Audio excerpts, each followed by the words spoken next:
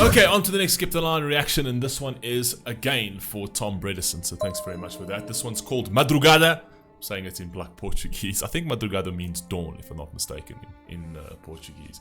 I'm not sure, but it might be. It sounds like something to do with drugs, but it probably isn't, right? And this is called Salt. Never heard of this artist, this band, or whatever this is. First time listening to this. So yeah, so for any of you, before we even get started, whoever wants to join the sphere, links are all down in the pinned comments. You can go and join the sphere and take a look at additional content for a small fee per month. Or if you want to request Skip the Line reactions like these come at a higher cost, but you do skip the entire line. And once the form opens, you can request them and you will get them the very next weekend, but more often than not you'll probably get them a bit earlier as well, right? Because I'm able to do them a bit earlier at times, right? But yeah, I'll let you guys know when that opens up. And if you don't want to do any of that, you can just join the Fable community and you can come chat to me and the rest of the Cucumber squad there and hang out with us. It costs absolutely nothing. Joining the Fable community is completely free, so go take a look at that. Links are in the pinned comment. Madrugada, Industrial Silence, Salt. Let's see what we got.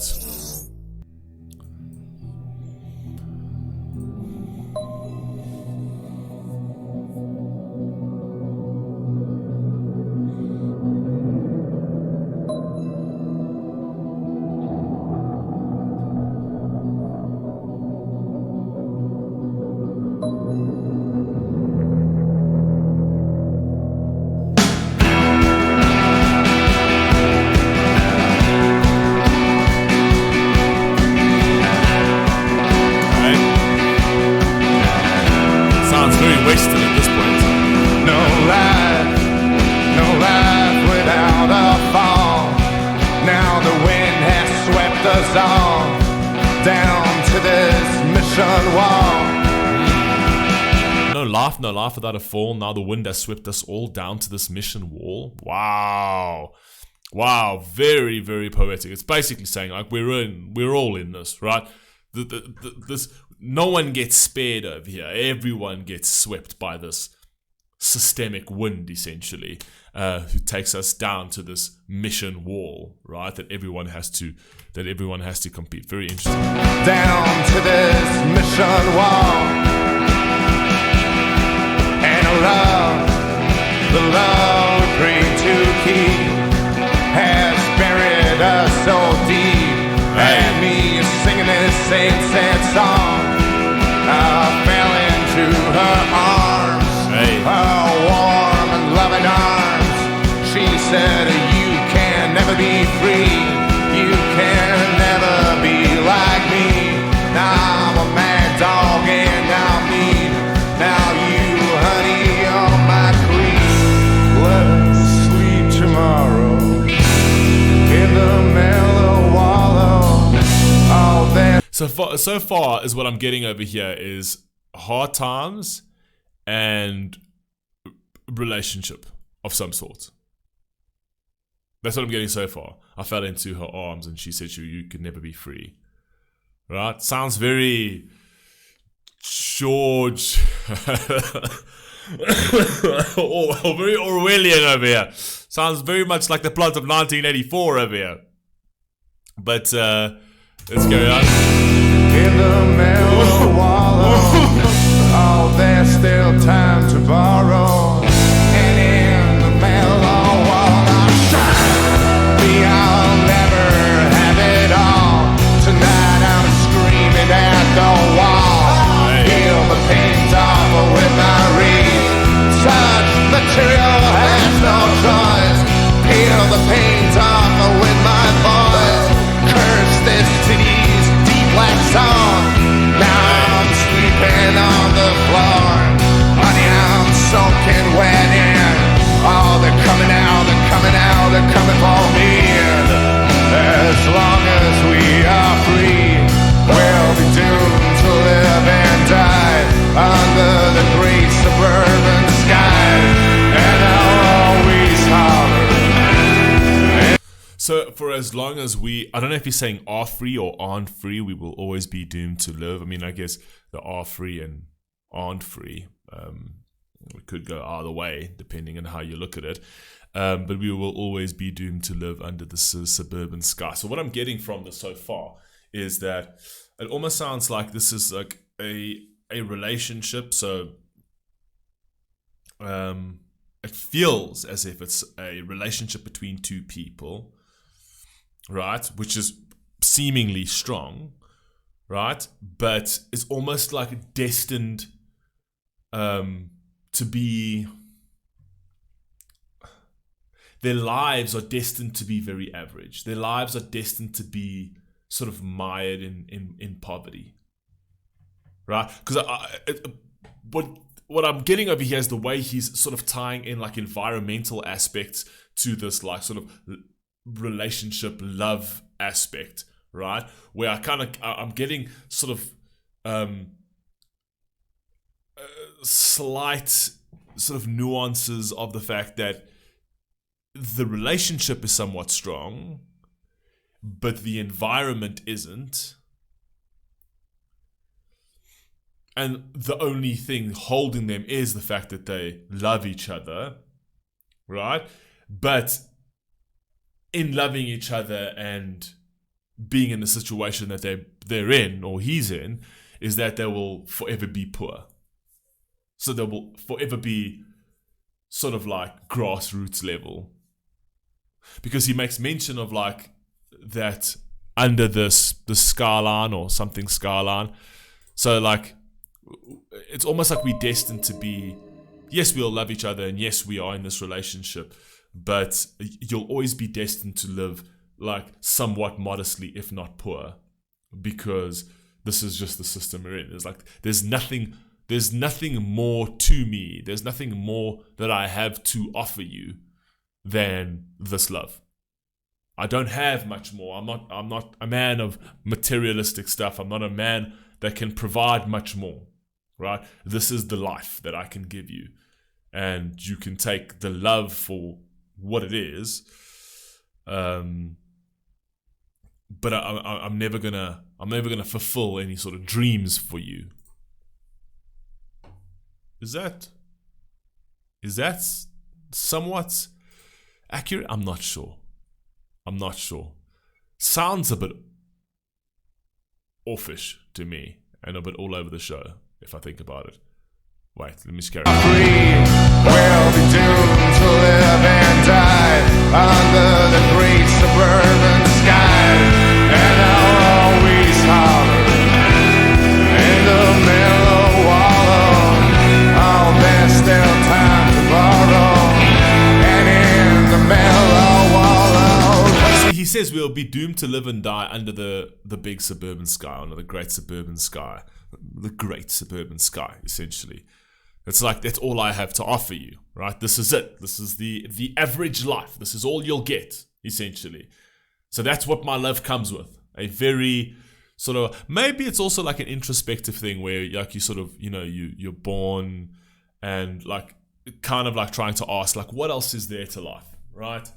You're born, you go to school, you learn a trade, you go and get a job, you provide food for the table and for the family. You move into a decent, somewhat modest suburban house, and you live as a family until you die. And it's almost like, is he questioning that? Is he trying to say that maybe that's all there is to life? Like there's nothing else. Although this love feels like it deserves more, it feels like there should be sparkles and journey, and there should be exploration, and you're just gonna live the humble, simple, life that every other simpleton lives. Is that what he's trying to say? I'm not entirely sure.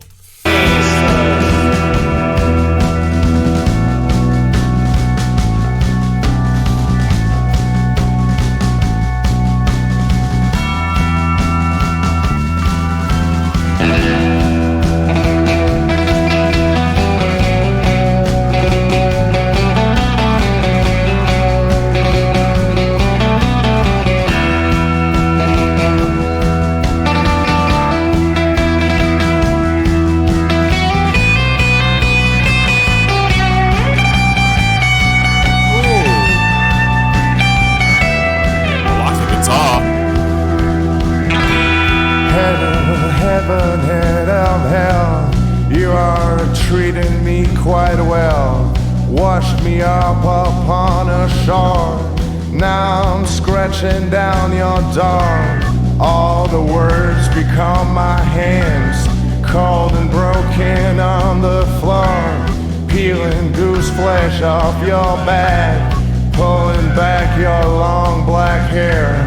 Now this beauty is my queen, skinny arms so very slow, a perfume neck and a blanket so snow. Oh, what beauty, oh, what rage. I will sleep tomorrow, and in the mellow water. Oh, there's still time to borrow, and in the mellow water. Give me a second. On the floor, peeling goose flesh off your back, pulling back your long black hair. Now this beauty is my queen, skinny arms so very slow, a perfume neck and a blanket so snow. Oh, what beauty, oh, what rage. I will sleep tomorrow, and in the mellow water. Oh, there's still time to borrow, and in the mellow water. So almost there, I kind of feel like he's just describing her, and he's kind of like sort of painting a picture of her and her beauty, and kind of connecting that to nature to a certain degree, and kind of doing that in a very intimate fashion.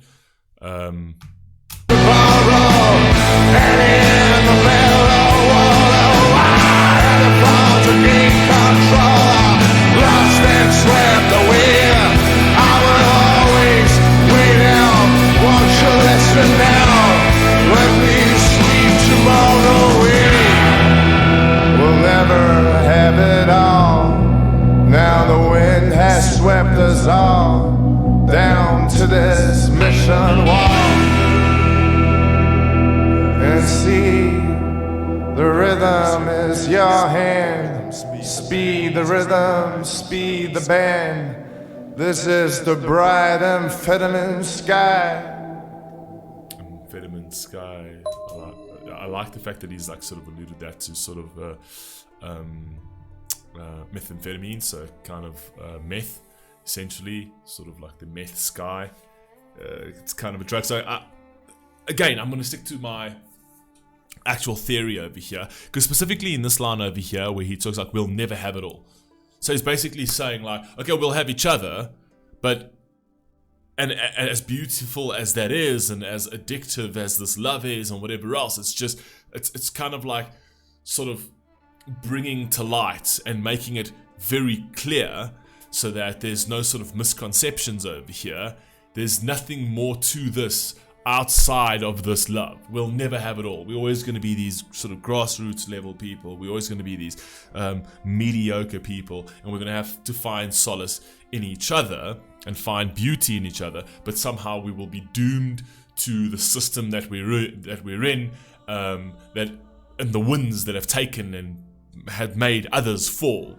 Right, for that normal mission of just going out and getting a check, right? It's the normal humdrum, go out, get the check, and it's almost like he's saying, for a love so beautiful that deserves so much more, I'm unable to offer more, right? Because I've been caught up by the same system that everybody else has been caught up. So it's almost like, in a way, a huge compliment to his actual partner, saying like, you really do deserve much more, but then also sadly something that he won't be able to deliver because he is what he is, and you know he's not a millionaire minded person, and he's not an entrepreneurial minded person.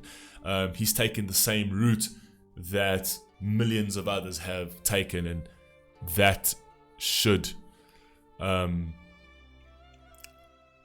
hopefully suffice, although he sort of has these insecurities and feelings of like, it's not, maybe it doesn't suffice, right? And maybe that's why he's like sort of letting her know, it's like, this is what it is, you know, I am who I am, and this is the life we live, and we just make the best of it because that's what we're doomed to, right? So it's just kind of like the normal average person And it's called Salt. So maybe Salt of the Earth will forever be the salt of the earth. You know what I mean? I don't know. You guys let me know what you think. I was a little bit all over the show with this one. I wasn't entirely sure where we were going with this one, I must be honest. But yeah, you let me know what you think down below. I'll catch you in the next one. Peace!